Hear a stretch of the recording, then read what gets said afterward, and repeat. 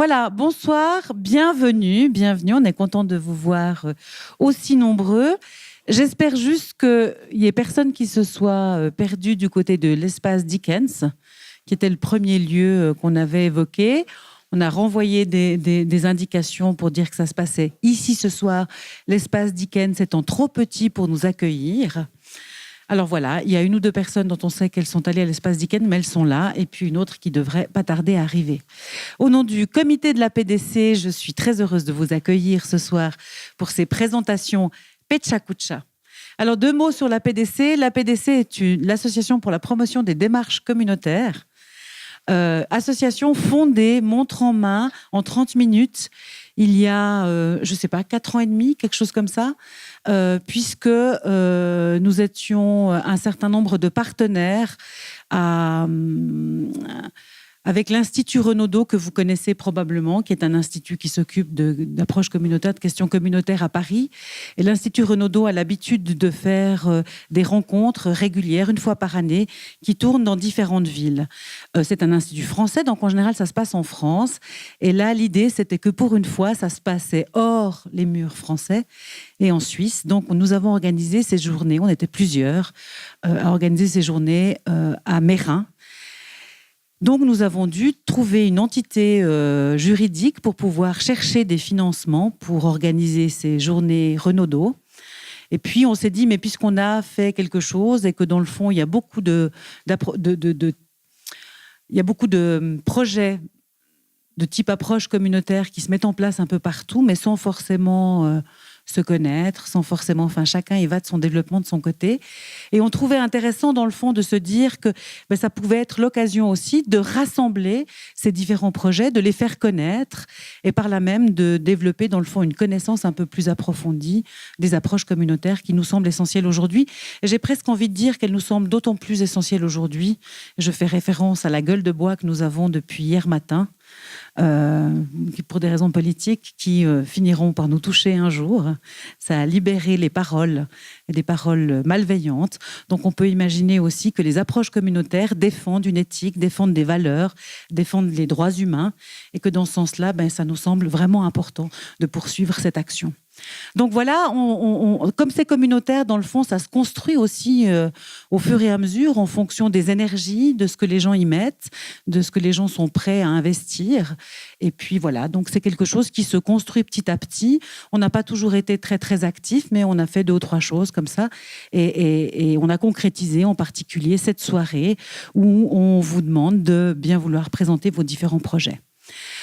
Il y avait 10 projets annoncés. Finalement, il n'y en aura que 8 qui seront présentés ce matin, mais c'est ce soir, pardon, ce matin, je suis un peu décalée, moi. La nuit des élections me coûte cher. Ce soir, 8 projets de nature assez différents les uns des autres, mais qui ont tous cette particularité de se reconnaître dans le domaine des approches communautaires.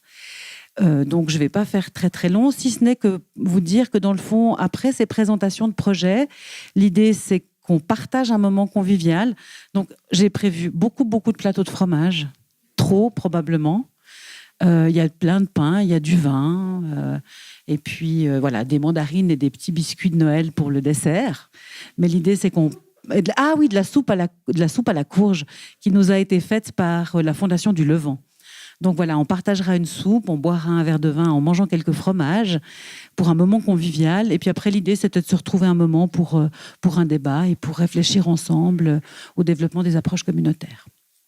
Voilà, j'ai dit donc au nom du comité d'organisation que je vais citer parce qu'ils ont fait un boulot fantastique. Christian Willem, tout le monde le connaît, inutile de le présenter. Et en plus, il va s'occuper de la technique. Donc merci à lui. Stéphanie Dumas, qui fait aussi partie du comité de la PDC, Eliane Danallet, Claire Ayot, et puis moi-même, dans le fond, on a tous un peu œuvré pour l'organisation de cette soirée. Diego, qui est à la caméra. Alors, on vous a préparé des documents pour signer si vous êtes d'accord que dans le fond, les différentes présentations soient diffusées sur le site de l'APDC. Il n'y a aucune contrainte. Si vous n'êtes pas d'accord avec ça, vous nous le direz et puis on ne les fera pas figurer. Je sais que certains d'entre vous doivent demander des autorisations institutionnelles.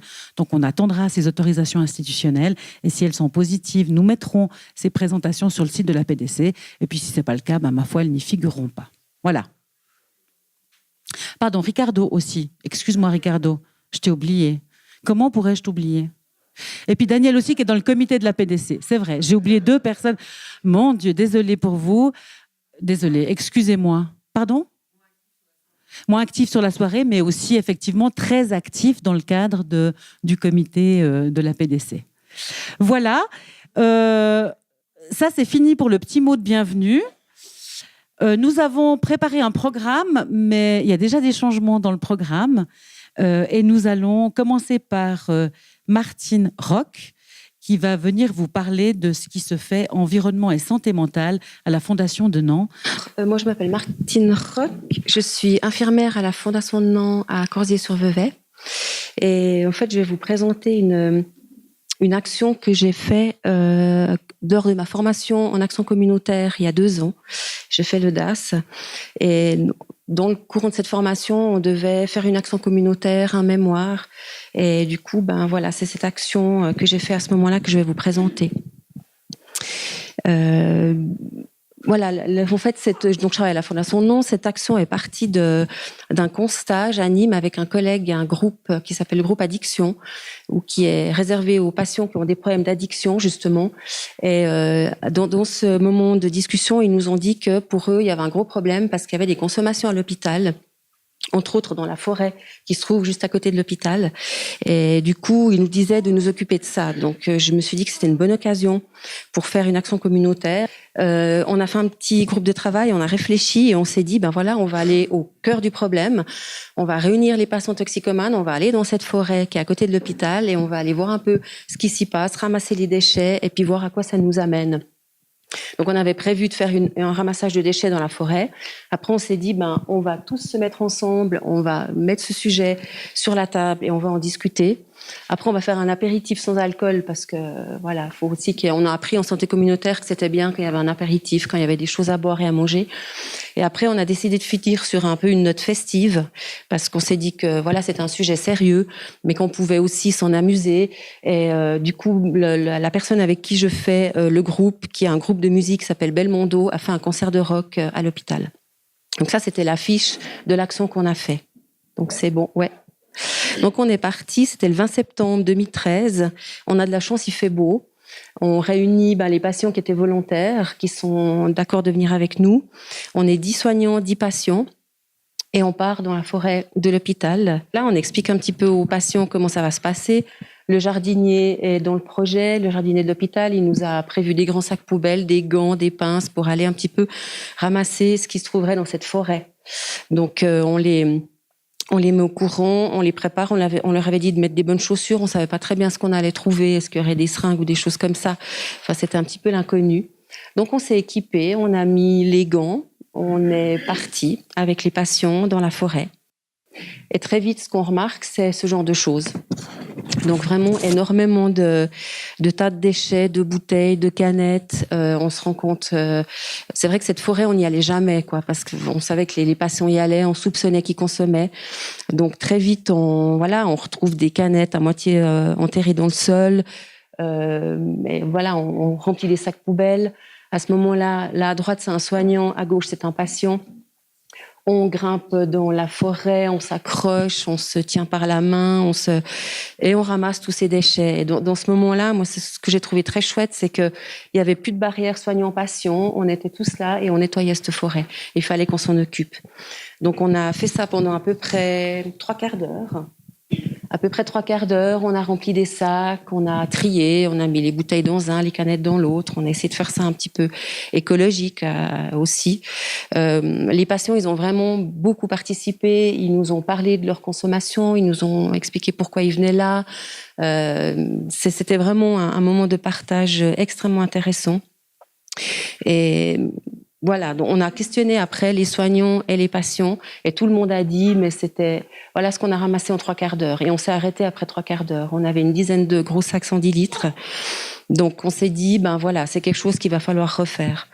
Donc après qu'on ait ramassé tous ces déchets, on a réuni tout le monde. Donc là, c'était l'inconnu parce que on avait distribué des flyers, on avait dit, viens qui veut. Donc, on a eu pas mal de succès. Il y a eu 10 patients. Il y avait la directrice médicale, le directeur des soins, le jardinier, toujours, lui qui est au cœur du problème, des médecins, des infirmiers. Et tout le monde s'est mis dans cette grande salle. Et on est parti. Moi, je suis partie. Je leur ai posé 3 questions. C'était un petit peu la question, est-ce qu'on était trop banalisant avec ces problèmes de consommation? Il y avait aussi un agent de police qui s'occupe de la prévention. Est-ce qu'on est trop banalisant? Est-ce que c'est notre rôle de s'occuper de ça et de faire de la répression? Et quelles solutions les gens pouvaient commencer à imaginer? Alors voilà, ce qui est ressorti dans cette discussion, c'est que les patients, eux, demandaient qu'il y ait plus de règles, plus de contrôle. Ils demandaient d'être vraiment vraiment contrôlés par rapport à ça, ce qui nous a beaucoup surpris. Les soignants, eux, ils disaient que pour eux, c'était extrêmement compliqué d'être face à ces consommations, qu'ils n'avaient pas envie de devenir des flics et puis de faire de la répression. Et puis la direction voulait garder un hôpital ouvert, accueillant. Donc ça, c'était un petit peu les idées de chacun. Donc on a refait cette action les 2 ans qui ont suivi. Et la dernière fois qu'on l'a faite, on a demandé à une facilitatrice visuelle qui, pendant qu'on discutait, nous a fait un grand dessin pour résumer un petit peu toute la situation. Et puis, voilà, donc elle nous a mis un petit peu en dessin. C'est un dessin qui est resté à l'hôpital dans la grande salle et qui pose un petit peu les choses comme ça sur un mur pour qu'on n'oublie pas. Et donc après, on est passé à l'aspect festif, c'est-à-dire qu'il y a eu un super concert dans la grande salle de l'hôpital qui a résonné sur tout le site. C'est la première fois qu'on faisait ça à l'hôpital. C'était juste trop bien. C'était vraiment cool. Les patients ont beaucoup apprécié, les soignants aussi. Donc voilà, après tout ce constat, il y a 2 choses qui ont été mises sur pied. La direction a décidé d'engager des Securitas qui soient là jour et nuit, comme c'est fait à Seury, pour avoir un petit peu un contrôle sur cette situation. Et puis moi, par rapport à mon travail, j'ai décidé de travailler sur l'environnement. Je me disais que cette forêt remplie de déchets, qui était un lieu de consommation, je trouvais que c'était pas acceptable pour l'hôpital et puis qu'il fallait qu'on s'occupe. Et je suis partie du postulat que peut-être que si on change l'environnement, on pourrait peut-être changer le comportement.